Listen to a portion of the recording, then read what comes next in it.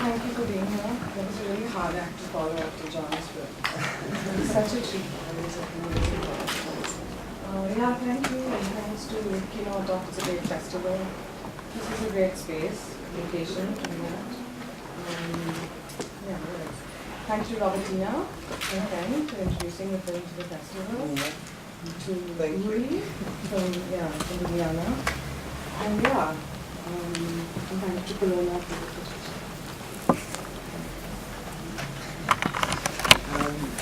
the narrator in the film, he says, I'm Michael. He also says it in Hindi. And he says it in Sanskrit. Sanskrit. Yeah. And is something that people say, is it the same? No, it's not. It's actually a particular, I guess I should explain because I think some contextualization would help. So the filmmaker's name, the voices of the filmmaker, his name is Kamal Swaroop. He made one film which kind of developed this cult following in 1989. And essentially what he talks about, so there was a period of independent cinema that was quite rich in the 70s and 80s. They were supported by the state, and there was a bunch of filmmakers that, much like I think Formula Yugoslavia was supported. But Kamal was particularly special because he was an outsider even in that community. So it was always a struggle for him. And one of the filmmakers who was the avant-garde filmmaker, Manikol from India, was actually one of Kamal's teachers. And Kamal was confrontational with him in class. And Manikol was getting really aggressive with him. And Kamal said to him in Sanskrit, I'm Sukshma. Essentially, we don't have the whole thing, but he basically says that I'm micro, I'm so minute, and so, but always, ever present, but you can never harm me, So that was kind of the position, and then I think that kind of became, that's also our position in some ways, just making this kind of work in an Indian context, It's very micro, it's very small, it's very personal. And it's a struggle to continue to exist, but the whole idea is that, we're there.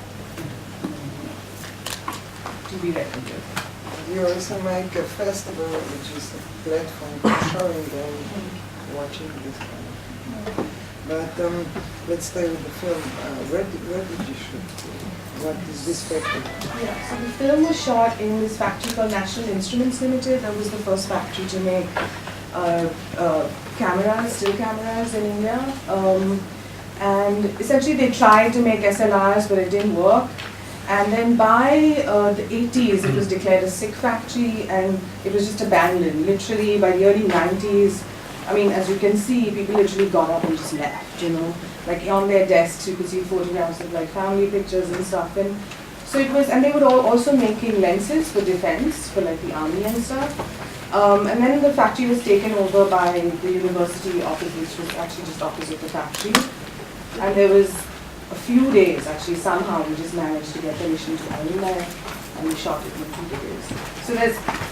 So that was the factory, and then the other shoot you see is a film shoot of a young independent filmmaker in Bombay making his film, which is a film that's about the C-grade, B-grade industry of filmmaking. So that's the other element, basically. And the material of the film is exposed or something? No, yeah, it was a mistake, of course. It was, we shot in 16, we grew up to 35. In some ways the film was quite a labor of love for us. It took us 3 years to make, because we of course have, jobs and things as well. But also because of the whole process of working, staying with it, working with film. So we shot in 16, we worked with a couple of labs. This one lab that we sent to, there was, various issues. We don't know what it is still, whether it was the X-ray in the courier, or whether it was cooling it down from 400 to 100. But eventually this is what happened. Of course we were traumatized by how it looked, but then it worked. We just make it work. Yeah, it seems very much it kind of worked. Yeah. But it's also, the film is very much, the texture and stuff, and it was, But, I'm still, thinking about your film. The texture was just, it was, delicious enough to eat. It was just, jumping out at you. Yeah. No, but here it's also the blow-up. It's very beautiful photography. You co-directed the film, right? Yeah. So I made the film with Shimona Goya. We worked together. And then she couldn't be here for various reasons, but she also really so I curate experimental film and have been working and researching in the context of experimental independent film in India, so I have a sense of that. And Shimona works essentially with low tech stuff essentially. She uses jazz, tape, all that essentially. So kind of Maybe a question from the audience? He mentions it sounds like he has a personal relationship to one of you. Just like something. Both of us. What's that? But both of us. But me. But there's one reference directly to you, like to who is the interviewer. And it sounded like very personal. Yeah, no, I mean the thing is that Kamal has been like, I've known him really well. That's why. I thought he was your father, or like, that's he how. was, and the thing is that he's not even that old, he's like in his late 50s, but he's just, he's just this character, and he's become really an important figure. And of course, people like him do, everybody rips him off, and it's, and he's been like, very supportive of the festival, and actually in 2004, I pulled out a print of his film and showed it, and kind of resurrected it, and gave it a life, and his film, and all of that. But the thing is that, so, and he just is like this, this, it's kind of, obviously there's no narrative thread in the dialogue, in the lines, in the voiceover, but it's kind of these poetic non sequiturs in some way, he just says this stuff, and you're like... It feels like a lament almost. Yeah, but simultaneously it's kind of, I just feel like it's still quite spirited. He's not, cynical enough, he's not really bitching. He's not, he's just kind of being very straightforward about how situations change. And, But you were interviewing him or just giving him topics? No, it started with the idea of kind of making a portrait on Kamal, quite honestly, on him. And then, so we did this interview first with him. And then after that, we were like, visually doing a portrait, it can be kind of boring, just the filmmaker, just the person and stuff. So then it just went into another realm, and lots of other things happened, and the film into different, we found out about this factory, we had to shoot it, and so and then we just had these three elements that kind of seemed to work, associatively, and we just edited it. Some questions for the public? Some more questions? What was this plaque, this text about? The tragedy of man text. Yeah. It's it was crazy. It was on one of the cupboards in the factory. Really? It was just unreal. We were just like, oh my god. This is just like too much.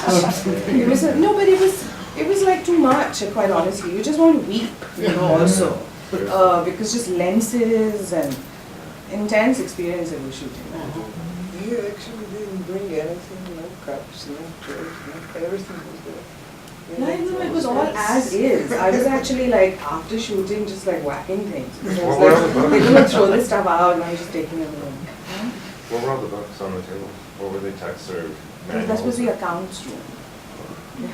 Typical India, right? Yeah, they had the accounts room. And just so you know, there's that little conversation of the interview with the guy talking about a job thing, and it was in the accounts room. Right. That's a little piece from a Satyajit Ray film, Kapi Bandi. So where the guy goes to get a job, and it's kind of little. It's in 7 characters. So, Shai is also a founder of a short experimental films festival in Mumbai. And it's international film festival. Yeah. And do you also have films from India? Yeah, Are there many films? Yeah, that you want to show from India that you can show? Yeah, it's complicated, but it's complicated because I try not to have the festival be about like representing an Indian context because that's not really interesting for me. It has to be about representing a bunch of some ideas or thematics that are inspiring in terms of film form. So yeah. So I mean, we have it's international in that one invites curators who are going to bring a mix of films from various parts of the world. And it's difficult for me to keep that position of not having the India program, obviously, because people are critical of that. But you have to do what you have to do. I mean, it's like, but there is a rich context of filmmaking in India, of course. And lots of experimental film, and very interestingly, lots of experimental film made by women.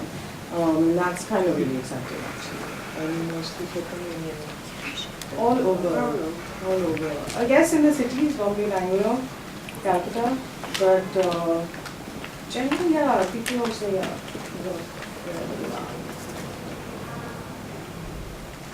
Krishna Prashani, some question maybe?